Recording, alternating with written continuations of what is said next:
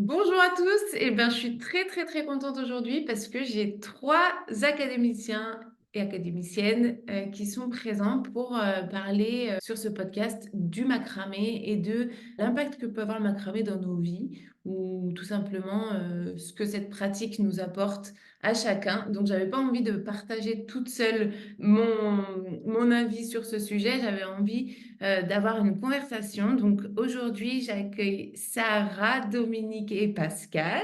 Bonjour à vous trois. Bonjour. Bonjour.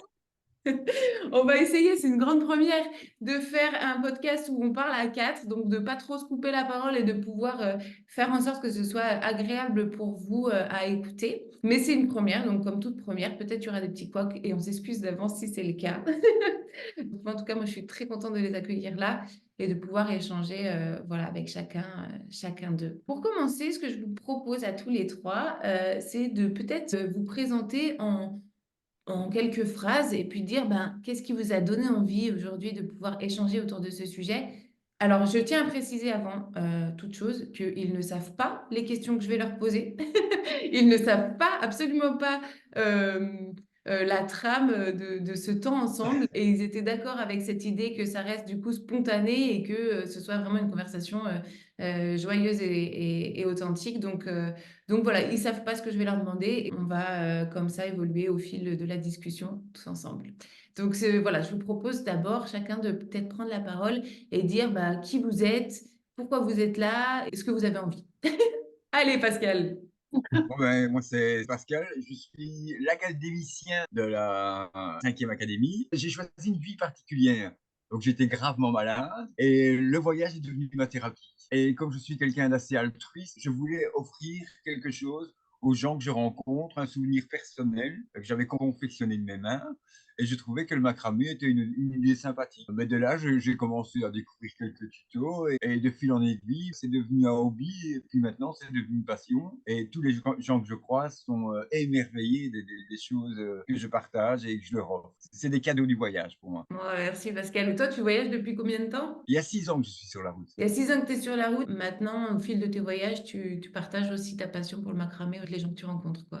C'est ça, donc il suffit que je me mette dehors au soleil en train de tisser, ça amène du monde, ça crée du lien social et c'est quelque chose d'extraordinaire. Oh, merci beaucoup pour cette brève présentation, mais très, très belle. Dominique? Je suis retraitée. J'ai toujours aimé faire beaucoup de travaux manuels. J'ai appris le macramé en cinquième, donc ça fait 1973. Après, j'avais fait un petit peu des portes plantes, des trucs comme ça. Et après, on m'a montré le micro-macramé et ça m'a donné envie de commencer. En plus, j'avais un problème aussi de santé, une prothèse de genou à faire avec un chirurgien qui s'est cassé avant. Ça a été reporté et il me fallait quelque chose pour déstresser avant. Je me suis lancée dans l'académie et puis j'ai pas regretté du tout. Après mon opération, je pense que ça a évité pas mal d'antalgiques parce que ça me occupait les mains et l'esprit. C'est pratique. Oh oui. Et ça, tu l'as vu, tu as vraiment vérifié que pendant que tu tissais, du coup, tu pensais à tellement autre chose que ça t'évitait d'être focalisé sur ta douleur ou Ah des bah choses oui, comme bah oui. En ça. plus, bon, moi je suis infirmière au départ, donc les histoires de placebo, passer son esprit sur autre chose pour pas éviter la douleur, je connais bien. Un phénomène qui est tout à fait reconnu. Ça a contribué à éviter que tu te shootes de médoc, tu t'es shooté avec les fils. Oui, c'est beaucoup moins toxique. Puis après, bah, c'est sûr que les amies, quand elles viennent, elles aiment bien récupérer les bijoux qui sont faits. Tu m'étonnes. Moi c'est Sarah, donc moi j'ai la trentaine bien passée et du coup moi j'ai envie de faire quelque chose de mes mains toute petites. En fait j'ai commencé avec des Scooby-Doo et des bracelets brésiliens et en fait petit à petit en grandissant moi ça s'est pas trop arrêté. Enfin j'ai toujours essayé de découvrir des nouvelles choses. Donc je suis passée par la couture, par des bijoux autres que tisser. Il y a 3 ans, je crois, à peu près, je suis tombée sur un tuto de toi, c'était là. Alors, je sais pas comment c'est venu dans un fil, peut-être parce que je regardais des trucs de loisirs créatifs et c'est venu d'un coup, c'est apparu. J'ai fait, oh, super, c'est quoi ce truc? Je me suis dit, mais en fait, c'est trop top. J'avais déjà entendu parler du macramé. J'avais jamais vraiment testé. Et là, je me suis dit, mais en fait, moi qui préfère faire des bijoux, du coup, c'est excellent. Donc, j'ai suivi 2, 3 tutos. Puis après, j'ai lâché un peu. J'ai changé de travail. J'avais d'autres projets. Et puis, j'avais vraiment du mal au début quand même. Je comprenais pas trop la logique. C'est pas tout à fait pareil que les bracelets brésiliens et je me mélangeais un peu. Ouais, j'ai fini par lâcher. Et puis, en fait, après, j'y suis revenue pour les cadeaux de Noël un petit peu l'année dernière. Et c'est là que j'ai vu, en fait, qu'il y avait l'ouverture de l'académie pour l'année qui venait. Et en fait, je me suis dit, bah ouais, du coup, moi qui ai envie envie d'apprendre et avec l'idée de pouvoir me dégager des tutos. Parce que même si c'est très bien fait, surtout les tiens, bah, au final, ça prend du temps de les regarder et on est obligé d'être concentré sur la vidéo. Enfin, en tout cas, moi, je me donnais pas la liberté d'aller explorer. Et là, l'avantage, c'est que je peux discuter avec quelqu'un de si c'est en même temps si j'ai pas une vidéo à suivre. Du coup, même en extérieur aussi, je trouve ça plus pratique. On bouge pas mal en camion l'été, tout ça. On pouvait pas forcément charger les téléphones. Par contre, les fils, bah, j'ai pas besoin de connexion, j'ai pas besoin d'électricité. Et je rejoins Pascal sur un truc, c'est que nous aussi, ça nous a créé du lien social cet été.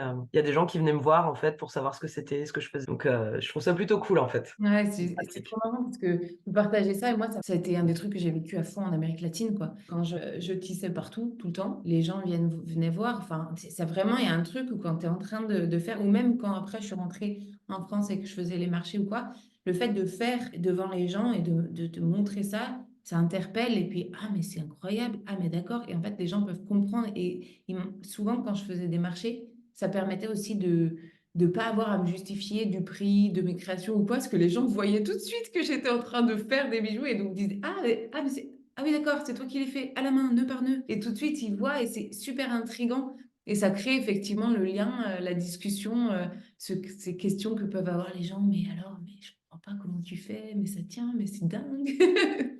J'adore. Excellent. Bah, merci pour cette présentation à tous les trois. Et c'est marrant parce qu'on voit déjà des points communs entre vous.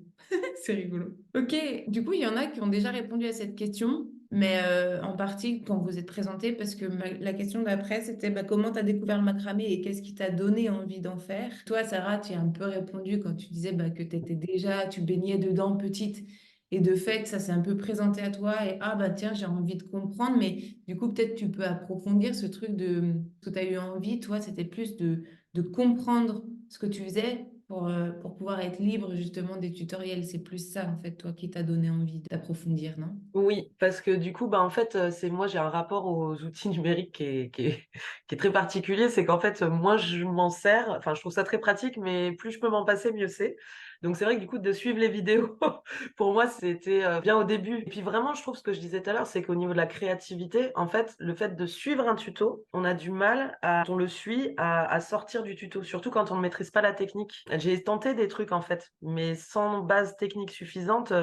Ça reste quand même, enfin, c'est technique le micro macramé, quoi. Enfin, on l'a vu toute cette année, quoi. Il y a quand même beaucoup de choses à apprendre et que enfin, on peut faire plein de choses, on peut trouver plein d'astuces, mais je trouve qu'il faut quand même des bonnes bases, quoi. Du coup, ça permet ensuite de pouvoir, moi, je pensais pas en un an que j'allais réussir à créer des choses et d'une manière générale dans tout ce que j'ai pu faire en loisirs créatifs ou même autres dans ma vie, j'ai eu toujours l'impression que j'étais pas très créative ou alors je me bloquais en fait. Sauf que là, je me rends compte que bah non, en fait, je suis créative. C'était peut-être plus un blocage justement. Mais j'avais besoin, je pense, de passer par l'apprentissage de la technique pour pouvoir ensuite libérer cette créativité. Mais après, ça, c'est propre à chacun. C'est parce que moi, j'ai pu être un peu trop perfectionniste. Hein, voilà, il y a une sorte de légitimité. Du coup, je me mets des blocages là où je devrais pas en avoir. Et du coup, je suis aussi plus créative dans d'autres choses en fait. Par exemple, en couture, là, j'ai repris la couture aussi. Depuis que j'ai posté l'évaluation, j'ai décidé de refaire un peu de couture. Et du coup, quand j'ai commencé à reprendre la machine, et ben, en fait, je faisais un truc tout simple, mais j'ai eu plein d'idées pour faire une robe, alors que je faisais une robe toute simple, C'est purement trop bien. pratico-pratique. Et en fait, après, je voyais mes tissus et j'étais là, ah, mais avec cette couleur, ah, mais je pourrais faire ça, je pourrais faire ça. J'ai commencé à faire des dessins, choses que je ne faisais jamais avant. Et en fait, j'ai l'impression que ça m'a libérée pour tout en termes de créativité. C'est énorme, c'est génial. La créativité, je pense que donc j'avais appris les nœuds plats il y a très longtemps. Après, j'ai fait des bijoux. Je me rappelle que l'an dernier, j'avais commandé un kit Orion avec 3 bracelets. En fait, j'en ai fait 10 parce que j'avais du fil. Bah, au fur et à mesure, si tu veux, j'ai changé des choses. Donc, déjà, j'ai changé les couleurs. Après, il y avait des points que je changeais aussi. Tu vois, déjà, les porte-poches, je les avais créés moi-même. Je pense que j'étais déjà assez libérée. Bah, évidemment, maintenant, avec l'académie, je suis beaucoup plus libérée parce que j'ai appris beaucoup de choses. Donc, j'ai plus de possibilités. Mais c'est vrai que c'est assez facile finalement de changer du tuto. Ouais, c'est cool. Une fois que tu as la technique, je pense que c'est ça. Après, il y a plusieurs profils de personnes. Toi, a priori, Dominique, tu as déjà assez confiance en ta créativité, en fait, voilà. Mais Ce que tu avais besoin, c'était plus peut-être de diversité technique pour pouvoir aller encore plus loin dans ce que tu allais pouvoir faire et t'approprier la technique pour la mettre au service des infinies possibilités qu'offre le macramé. Personnellement, moi, j'étais frustré de suivre les tutos parce que justement, on est obligé de suivre que de faire autrement parce qu'on ne sait pas par où attaquer, comment faire, ou alors ça devient vite brouillon. J'étais frustré de rester enfermé et obligé de subir. Et du coup, aujourd'hui, comment ça se passe pour toi? Très difficile maintenant de garder une conduite et une ligne. Parce qu'une fois que je pars dans un bijou, mais ça part en délire. Et, je suis obligé de trouver des solutions pour essayer de garder une cohérence au niveau de la création, quoi. Ou pas, ou pas. Voilà, ou pas. Et c'est marrant. Et j'ai une question pour toi, Pascal, avant que tu aies la parole là. Comment c'était pour toi cette année parce qu'en fait, on est quand même dans un monde ultra féminin. Du coup, d'ailleurs, je suis ravie que tu sois présent aujourd'hui parce que j'ai eu très très peu d'hommes élèves depuis que je fais ce métier. Et du coup, à chaque fois, c'est un peu le scoop, quoi. On a un mec, c'est un truc de fou. Et du coup, toi, de ton côté, du coup, comment tu as vécu le fait d'être dans un monde baigné de femmes où, je sais pas hein, pourquoi aujourd'hui, j'ai pas d'explication au fait qu'il y ait beaucoup plus de femmes qui viennent apprendre cette technique-là, mais bon, c'est un fait. Comment c'était pour toi? Je me suis senti merveilleusement intégré parce que moi, je fais pas de différence homme ou femme. C'est vraiment un groupe, on est on est une seule et unique personne. Chaque participant amène sa touche, amène sa flamme et je trouve que justement, c'est ce qui fait la richesse. C'est ce qui a probablement fait un peu mon succès, c'est d'être l'exclusivité. J'étais l'extraterrestre, et puis finalement, cette différence s'est dissoute et j'ai jamais fait aucune différence, sauf que j'utilisais moins souvent les prénoms Raymond, Nicolas, Pierre ou c'était tous des prénoms féminins, mais à part ça, pour moi, ça. Et je trouve que justement, j'ai amené un regard différent sur des conceptions différentes. J'ai osé différentes choses. Et je trouve personnellement que le style proposé met des barrières. Je trouve qu'on est obligé de sortir du devoir de la semaine pour pouvoir imposer son style, un côté plus masculin, je vais dire. C'est pas évident, hein. C'est vrai que moi, souvent, même avant juste d'enseigner ou de créer l'académie, à chaque fois qu'on me demandait des bijoux masculins, j'avais plus de difficultés à créer pour les hommes. Et c'est pareil, c'est quelque chose que j'explique pas. Mais quand on me demande de faire vraiment quelque chose pour un homme, je commence et puis je pars toujours en couille et ça finit toujours avec trop d'arabesques, des côtés beaucoup plus féminins. C'est ça. Et après, du coup, je me suis dit, bah, tant pis, en fait, les hommes ont qu'à porter des choses que je dis féminines, mais qui, en fait, peuvent très bien être portées. Et c'est pour ça qu'il y a une année, il y a 2 ans, j'ai fait un shooting avec des hommes qui portaient de gros plastrons, mais dits plus féminins a priori, tu vois. Et en fait, c'était magnifique. Ils les portaient divinement bien. Alors après, ils ont joué le jeu pour le shooting. Ils étaient tous hyper fiers. D'ailleurs, ils me le réclament toujours. Quand est-ce qu'on fait le prochain et tout? Sauf que derrière, j'en ai pas trop vu assumer, à part un, mais j'ai pas trop vu d'hommes assumer d'en porter pour de vrai.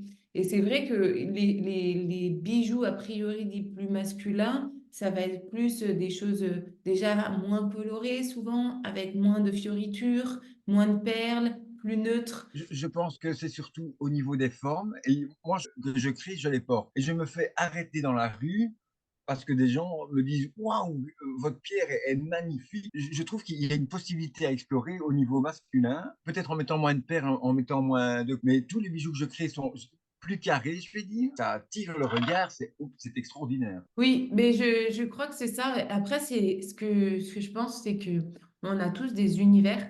Après, que ça s'oriente plus pour peut-être un style féminin ou masculin, j'ai l'impression que plus tu tisses et plus tu te découvres un style ou un truc avec il y a des formes, des nœuds avec lesquels tu es plus proche et avec lesquels tu aimes jouer. Enfin, moi, je sais qu'en tout cas, tout le monde me reconnaît, quoi. Enfin, ça, c'est ton style. Et de créatrices aujourd'hui que je connais, que j'ai formées ou pas, mais en tout cas, qui ont vraiment leur identité créative, tu vois. Et Voilà. je pense que du coup, c'est trop chouette aussi, toi, Pascal, que tu sois un homme et que tu puisses créer pour des hommes des bijoux portés par des hommes, parce que ben, forcément, tu vas créer ton style, ton univers créatif, et qui sera reconnaissable parmi plein d'autres, même si on utilise tous les mêmes techniques de base, ben, Mhm.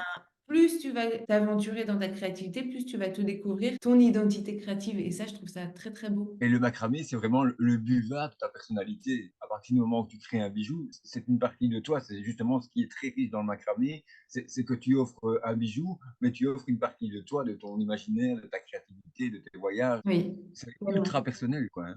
Oui, bien sûr. Puis chaque bijou que tu tisses, il a bien souvent une histoire à raconter, un truc, parce que, enfin, encore plus quand tu voyages, j'imagine. Enfin, moi, en tout cas, je me souviens que pendant mon voyage, je pouvais me rappeler exactement, même quand je revois des photos des créations que j'ai faites pendant cette période, je peux me rappeler exactement où je l'ai tissé, quand je l'ai tissé, avec qui j'étais, Même dans les odeurs. qui j'étais.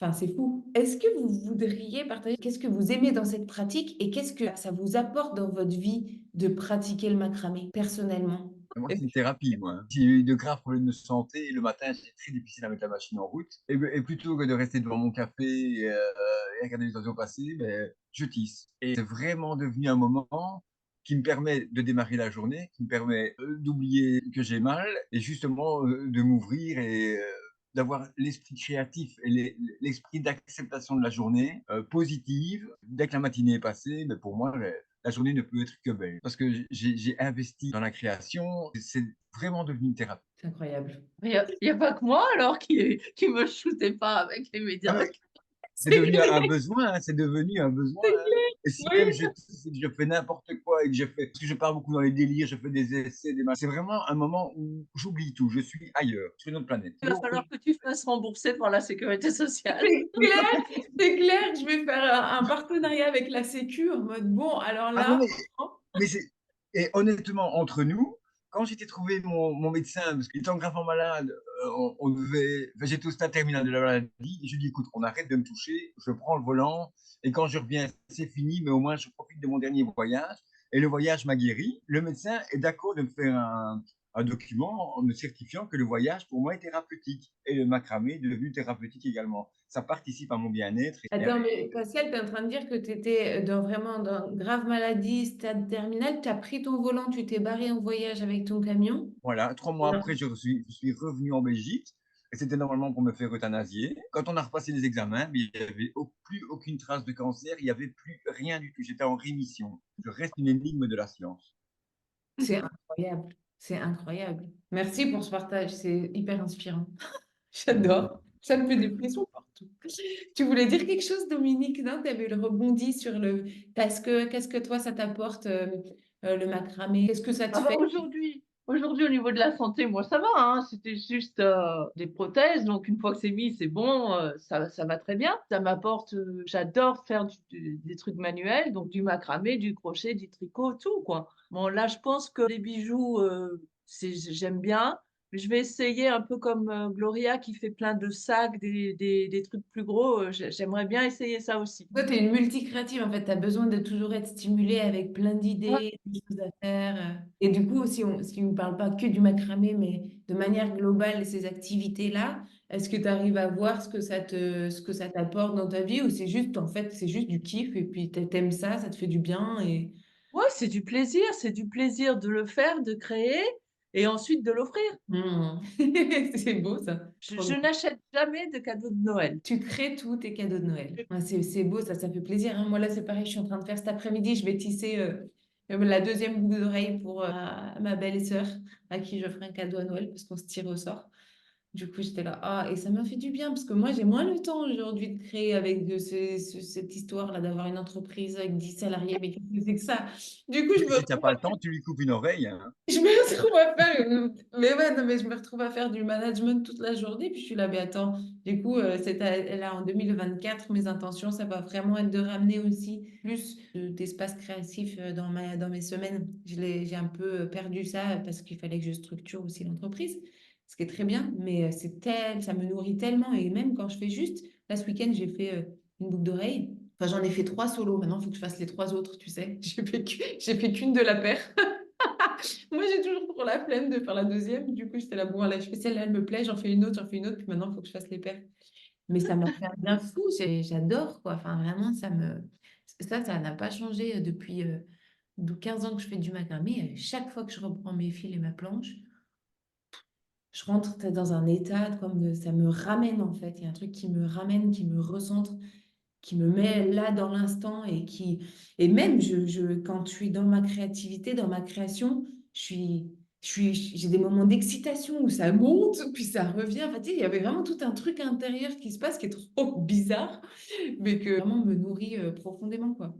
Mais c'est ce que je dis, moi, ça fait partie de ma philosophie, c'est que chaque individu doit trouver sa solution au bien-être. Et il n'y a pas de solution miracle pour dire, non, pour être bien, il faut absolument faire ceci, ceci, ceci. Chacun doit trouver sa solution. Et le plus important, c'est de trouver deux solutions, de manière à ce que si la première ne fonctionne pas, vous ayez toujours la deuxième solution. Comme ça, vous évitez les problèmes, vous évitez les contraintes, vous évitez le maximum, et vous ne pouvez accueillir que des choses positives, des choses qui vont émerveiller la vie, votre quotidien, et on ne peut qu'accueillir la joie dans ces moments-là. C'est vrai, hein. Pascal, président. Non, mais c'est vrai, c'est des belles paroles. Je te rejoins totalement dans ce que tu nous partages. Complètement. Sarah, est-ce que tu voulais dire des choses en plus qu'on n'aurait pas dites? Bah, moi, je tisse déjà plutôt le soir, pour le coup, parce que bah, j'ai des enfants assez petits encore, donc du coup, le matin, bon, l'école, tout ça. Nan, nan. D'un certain côté, j'ai la chance, depuis mars, de plus travailler. Enfin, la chance, tout est relatif, mais on va le prendre comme une chance. Comme ça, j'ai pu tisser plus.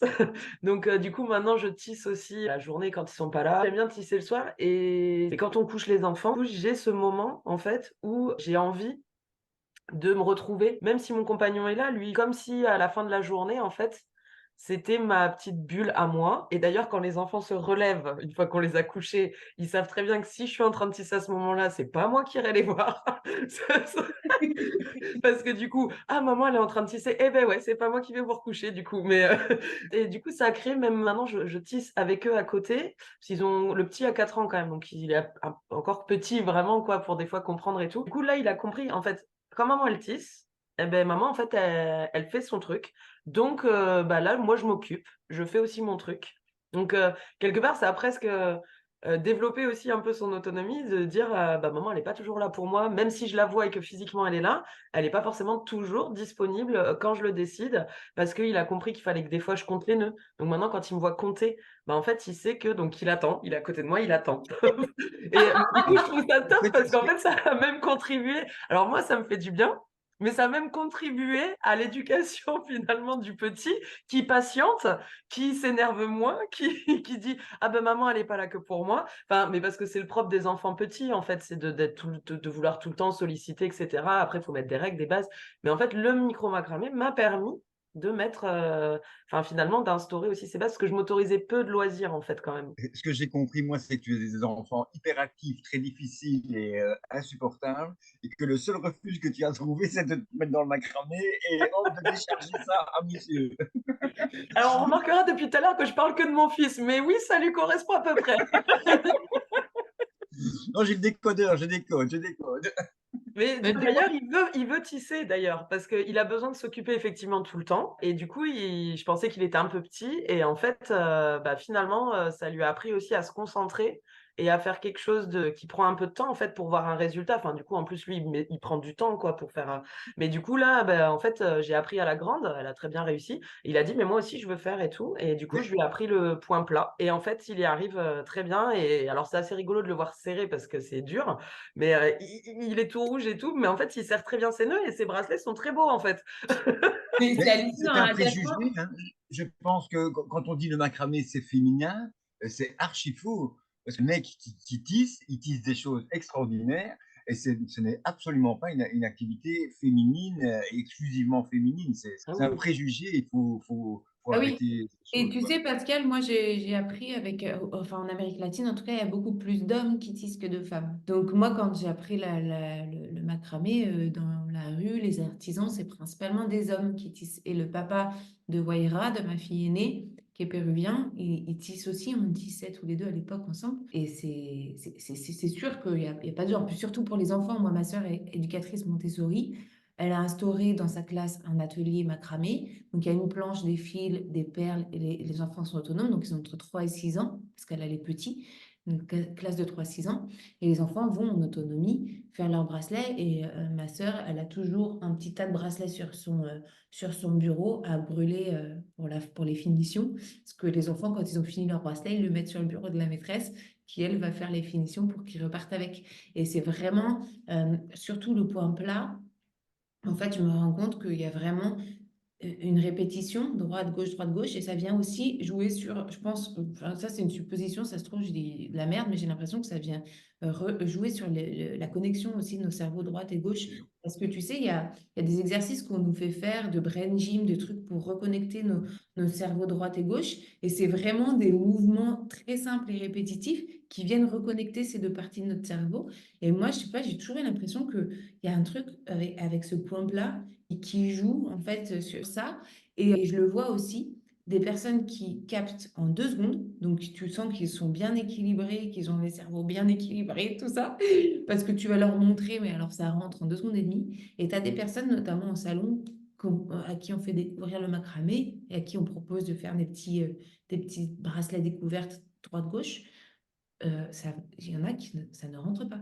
Ça ne rentre pas. Juste le point plat, il faut du temps, du temps, du temps, du temps, du temps pour que ça y est, ça devait. Et parfois, moi, je fais moins les salons maintenant, mais ça m'est arrivé sur 1 heure d'atelier d'arriver au bout de 50 minutes et que le déclic se fasse qu'au bout de 50 minutes parce qu'il n'y a pas de connexion possible.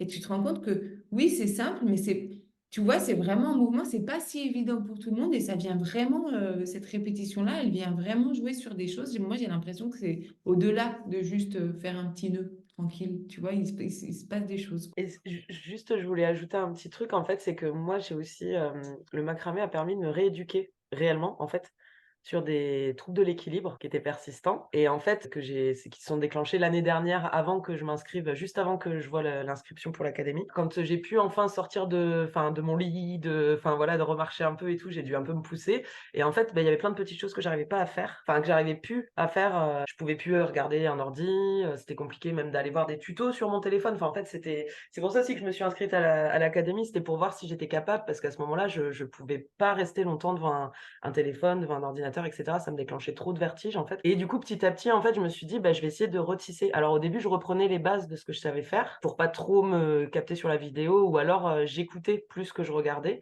Et en fait, le fait de tisser, ça m'a permis de retravailler bah, tout ce qui était, de me concentrer, en fait, sur ce que je faisais pour essayer de limiter au maximum les vertiges. Et au début, du coup, je pouvais tisser que 5 minutes, quoi. Et après, il fallait que je m'allonge une demi-heure. Moi, j'ai commencé l'académie comme ça, quoi. Ah ouais, bah heureusement que ça a commencé avec le point spiral. Ouais, ouais, ouais. Ouais, mais le truc, c'est que depuis, j'arrive à tisser. Enfin, je peux tisser, alors je peux pas tisser de 5 heures d'affilée, mais je peux tisser 1 heure et demie sans avoir de problème de vertige, quoi. Mais c'est dingue. Ouais. Et en fait, ça a participé à vraiment. Et le médecin me l'a dit, en fait, hein. Mon médecin m'a dit, mais oui, c'est très bien, parce que comme ça te mobilise, ça te permet de tester ton corps et tout, et de voir où sont les limites. Il dit, donc si tu vois que tu as trop de vertige, tu t'arrêtes, tu t'allonges.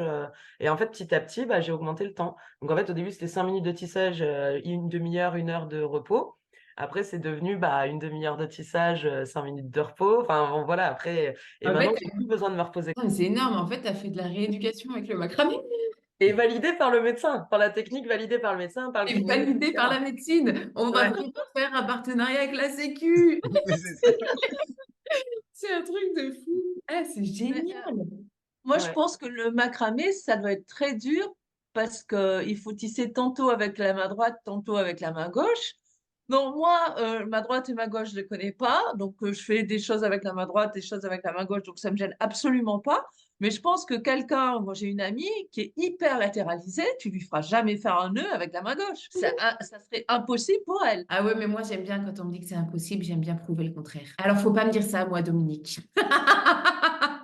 Non, mais peut-être. Non, mais parce que je te dis ça parce que j'ai tellement vu de tous les profils dans mes stages, dans les salons. Et souvent, les gens, ils ont des. Et bien sûr, par contre, je te rejoins, on a toujours un côté qui est plus fluide que l'autre. Enfin, souvent, on a un côté qui est plus fluide que l'autre.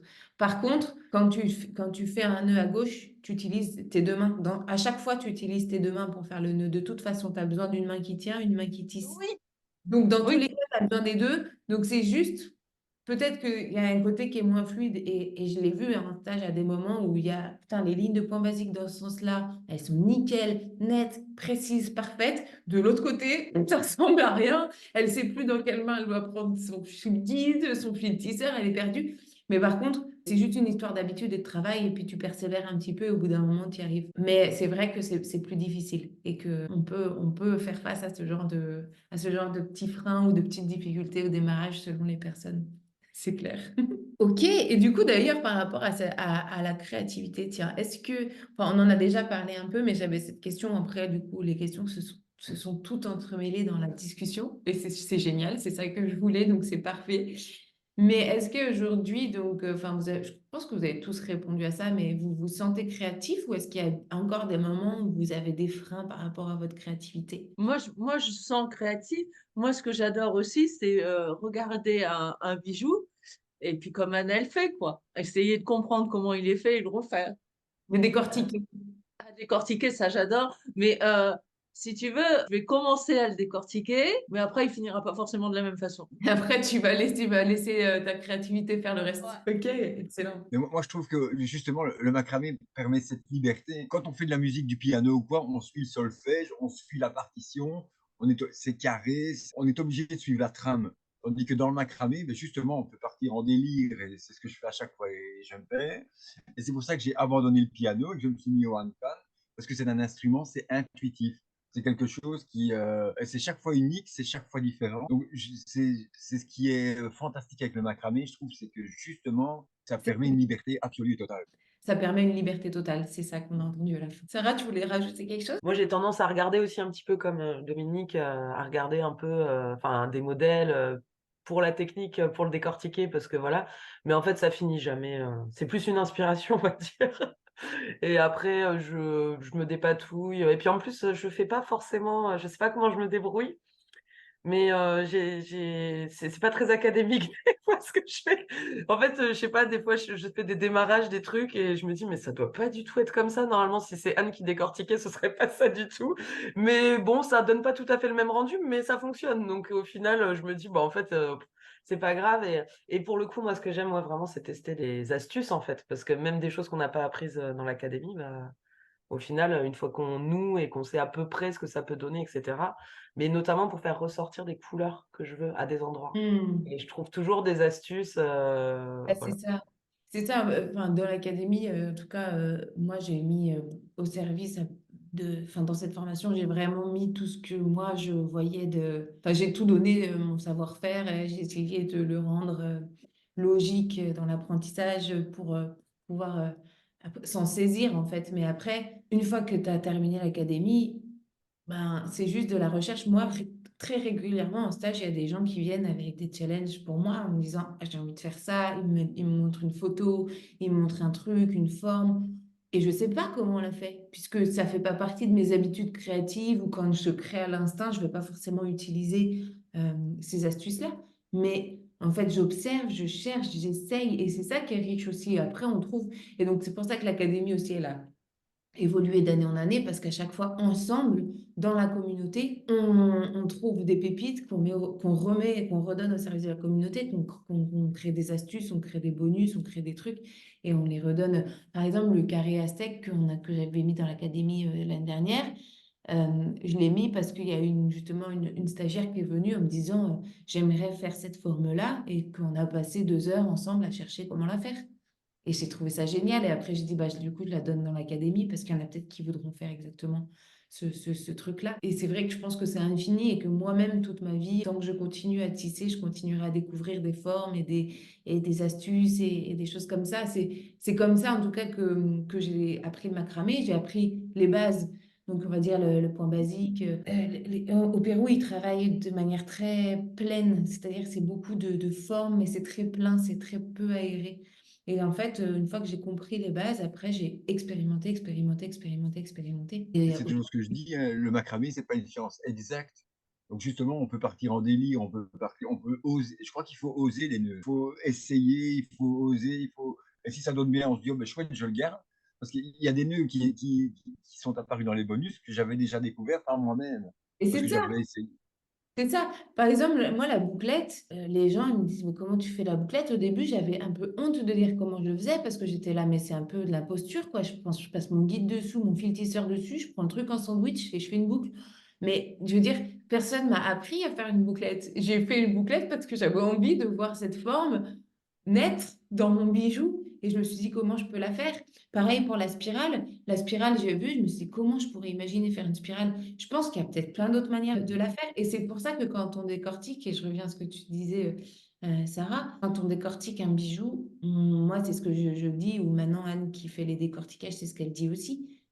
C'est une proposition. Il y a peut-être que la créatrice ou le créateur de ce bijou l'aura fait autrement. Moi, voilà comment je le vois. Et du coup, d'avoir un langage commun, d'avoir des noms de formes, de nœuds communes, ça nous permet de pouvoir ensemble parler un langage commun pour décrire des choses.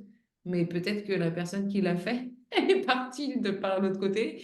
Des fois, on part du milieu, des fois, on part du bout quand on fait un bracelet. Les deux sont bons. Voilà, mais par contre, bah, c'est à toi de voir. Moi, par exemple, c'est pareil dans l'académie quand je l'ai créé. Dans le module 1, je ne sais pas si vous vous rappelez, pour le faire avec les donuts, je m'emmerde à faire un peu basique et à caler mes fils comme ça. Un jour, ma fille arrive, elle me fait, mais pourquoi tu fais pas ça?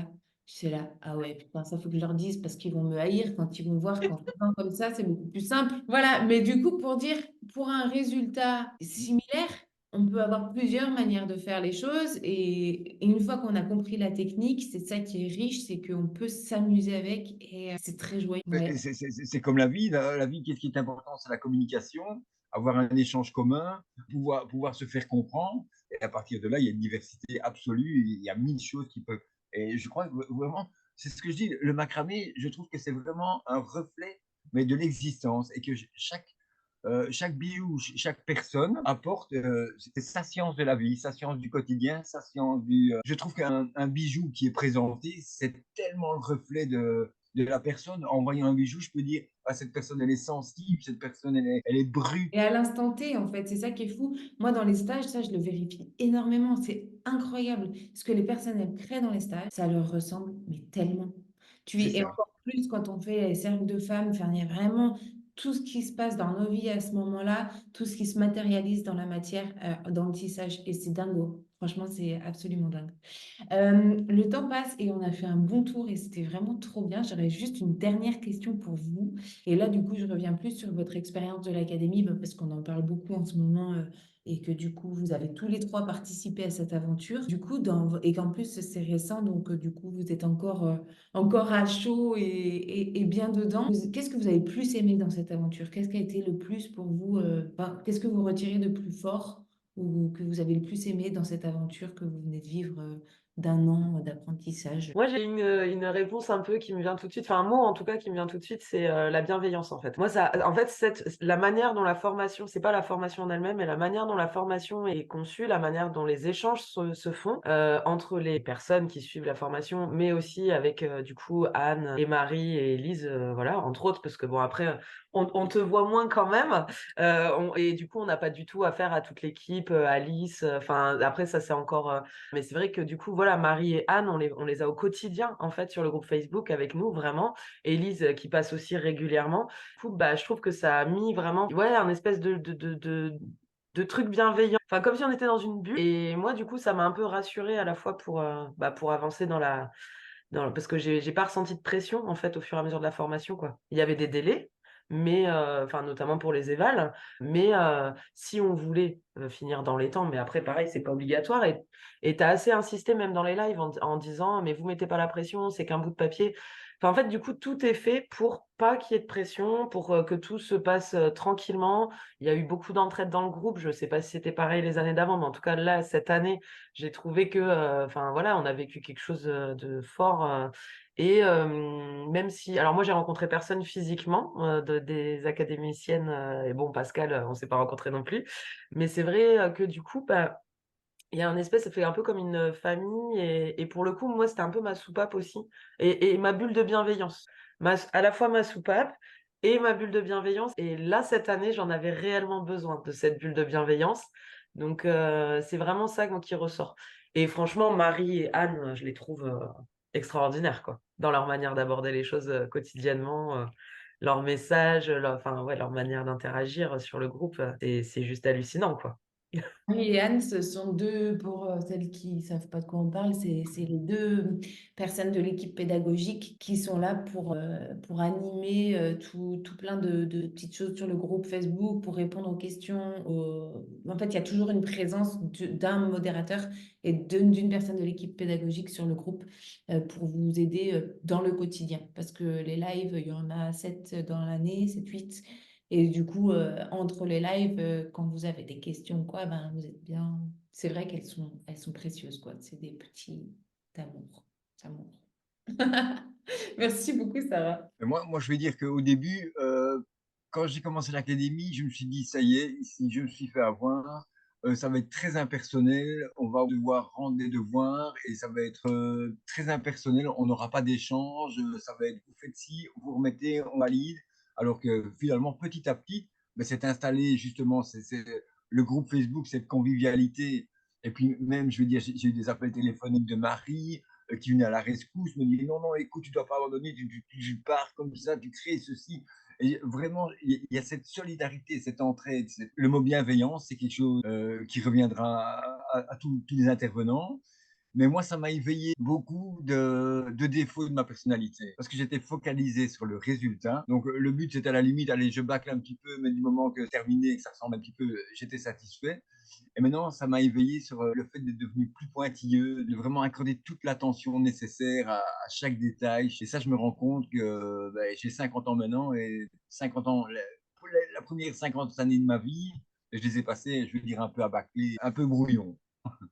Ah, mais tu veux dire qu'en fait, toi, ça t'a beaucoup aidé pour tout ce qui est la finition, d'être beaucoup plus proche dans tout, comment tu vas terminer ton bijou, comment tu vas le prendre soin jusqu'au bout. C'est ça. Ça, c'est quelque chose. Ah, ben, je suis contente que tu partages ça parce que un des axes que je trouve ultra important et que souvent on néglige. Parce que, Voilà. comme tu dis, en fait, là, il y a plein de gens, ils vont avoir un bijou, bon, bah, il est fait, il ressemble à quelque chose. Tant pis si ça, c'est pas complètement symétrique. Tant pis si là, c'est brûlé un peu moche. Tant que ça tient, ça me va. Et en fait, c'est vrai que je suis chiante là-dessus, sur les détails, sur comment on va serrer, comment ça va être régulier, comment.